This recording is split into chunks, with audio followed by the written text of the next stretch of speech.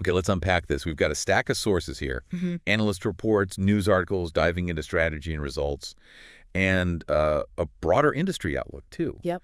And they're all circling around one particular company in the power sector, GRIMM Power, or GRIMM, as they're known. That's right. And for this deep dive, we're really trying to cut through all the noise in the material you shared, pull out the most important bits. Exactly. Understand where GRIMM stands now, what their plan is for the future. And why their stock price has behaved so differently compared to some others in the sector. Very important. We're sticking only to what these sources tell us. All right. And straight away, there's this hook that jumps out from one report. It's a fascinating puzzle, really. Yeah. Why is one power company's stock, like GULF, hitting all-time highs? I mean, it touched 70.50 BAT at one point. Wow. While GRIMM's price took such a dive, it hit an all-time low, 12.70 BAT, down from over 53 BAT back in June 2020. One source even says it traded below its IPO price of 16 BAT. That is a stark contrast. It really hammers home that, not all power companies are the same, even if they're in the same basic industry. So what's the reason? Well, the sources dive right into it. It boils down to the business model mix. You see, power producers can be different types. Big independent power producers, or IPPs. Okay. Smaller ones, often linked to industrial parks, those are SPPs. And then very small ones, VSPPs. And crucially, who they sell power to is different. It could be mainly the big state utility, EGAT, or it could be directly to industrial users, IIS. Right. So comparing GULFF and GRIMM, the sources laid out. GULF had, a higher chunk of its money coming from those more stable government deals? Exactly. Around 74% from the state and only about 10% from those industrial users. Pretty steady. Okay. And GRIMM? Well, GRIMM also had big state contracts, yeah. Okay. Particularly through their SPP plants, about 63% linked to the state there. But they had a much bigger slice tied directly to those industrial users, about 28% coming from IUs connected to their SPPs. Ah, okay. And here's where it gets, really interesting. That bigger IU segment for GRIMM, the sources say it came with, specific vulnerabilities. Yes, definitely more exposed. That IU segment, it's sensitive to the economy, right? Factories just use less power if things slow down. Makes sense. And this is critical, it's sensitive to that fluctuating FT rate. The F2 rate. Remind us what that is again. Think of it as a kind of variable charge tacked onto the main electricity bill. It gets adjusted, often based on fuel costs like natural gas prices. Got it. So if gas prices are high or bouncing around, but the F2 rate, GRIMM, can actually charge its industrial customers, drops like that proposed cut one source mentioned, from 4.15 BAT down to 3.70 BAT per unit. Oh. Exactly. It just squeezes the profit margin they make selling power to those factories. And there was another layer too, wasn't there? Something about a specific industry. Yeah, good point. Yeah. One source noted nearly half of GRIMM's IU revenue was specifically coming from the auto sector, which was slowing down at the time. Okay, so you got sensitivity to the economy, sensitivity to gas prices via this FT rate mechanism, and concentration in a struggling sector. That paints a clearer picture. It really does. That specific structure with more exposure to that more volatile revenue stream, that helps explain why the market reacted differently, why you saw that valuation gap compared to peers like GULF. So faced with this pretty clear challenge, what did BGM do? The sources show they laid out a plan. Yeah, they outlined a strategy to, as one source put it, solve the game. Basically, to consciously reduce how much they rely on profits from that vulnerable industrial SPP business. And they're planning to do that how? The material mentioned 4 new directions. That's it. 4 key strategic pillars. First, expand capacity overseas. Okay. Second, make a really big pivot towards renewable energy projects.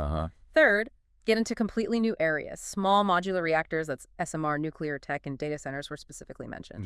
And the 4th? Just developing other sort of high-yield projects, keeping options open.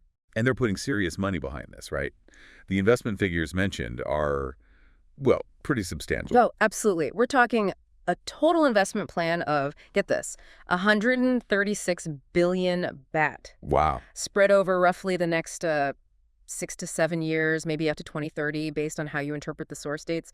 It's a massive commitment. And within that huge number, there's a strong focus on green energy. Huge focus. A staggering 85% of that total, 136 billion, is earmarked for renewables. 85%. And if you just look at the part GRIMM is funding with its own equity, which is 70 billion BAT, an even higher share, 94% of that is going into renewables. It's a massive, massive bet on green. And that scale ties right into a specific target they have for renewables capacity. Yep, aiming for 10 gigawatts of renewable energy capacity by 2030. That's a big number. Beyond just building panels and turbines, though, the sources mention other sustainability goals. They do. Things like helping their clients achieve RE100, that's companies aiming to use 100% renewable energy, and setting a net zero emissions target for themselves by 2050. Plus, they already have this AAA ESG credit rating, which suggests they're, already seen as pretty strong on environmental, social governance stuff. This all fits together. And are they expecting good returns on these big investments? They're targeting solid returns, yeah. Looking for an internal rate of return, the EIRR, basically a measure of profitability somewhere between 10% and 15%, depending on how risky the specific project is. Okay, so let's dive into those new frontiers a bit. The focus on data centers really stood out in the sources. Yeah, that seems like a smart play, positioning themselves as the go-to energy partner for Thailand's booming data center industry. And the material had specifics, like working with Amada Industrial Estate. Exactly, providing renewables and sort of comprehensive power solutions for data centers setting up there. And here's another number that caught my eye. They're apparently negotiating power deals right now for 310 megawatts. Just for data centers. Yeah, 310 megawatts. That's a serious chunk of power demand, all focused on this one. Relatively new sector for them. And it's not just Thailand, right? They're looking abroad, too. Definitely. The sources consistently mention pursuing opportunities globally, places like South Korea, Japan, the U.S., other parts of Southeast Asia, using joint ventures, buying companies, partnering up. Okay, so that's the plan, the ambition. What about recent performance? Did the sources give us an update? How's Q1 2025 looking? Any signs this pivot is working? Well, the headline number from the Q1 results, according to one source, was positive. Net profit saw a big jump, up 72.6% compared to the same quarter last year, reached 654 million baht. 72% jump in profit. Okay, but wait, I thought you said revenue was slightly down. How does that work? Good catch. Yeah, total revenue is actually down slightly, about 3.2%. The sources say that was due to lower overall sales volume and slightly lower prices they got from both EGA and those industrial users. So, less money coming in the door, but profit way up. What drove that? The reports break it down. A few key things happened. First, they finished buying that company, Malacca, in May 2024, and consolidating its earnings boosted their operating profit, their EBITDA. Okay, acquisition boost. What else? Generally lower costs and expenses overall. They also got better results from companies they partly own, like UVB GP, and made some money from foreign exchange movements on overseas projects, like a solar farm in Japan, GIFU Solar. And crucially, lower natural gas costs helped a lot. The average price they paid was down, plus their existing SPP power plants ran more efficiently, better heat rate, they call it. Right, using less gas to make the same power. Exactly. And one last thing, lower finance costs.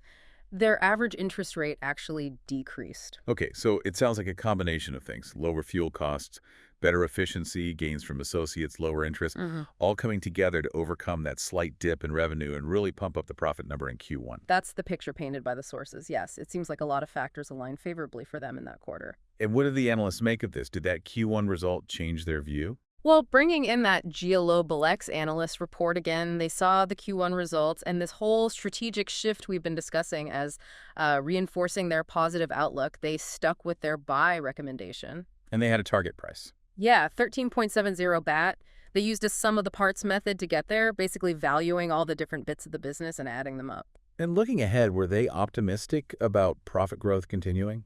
Very much so. They're forecasting average net profit growth of 23% per year. That's a compound rate.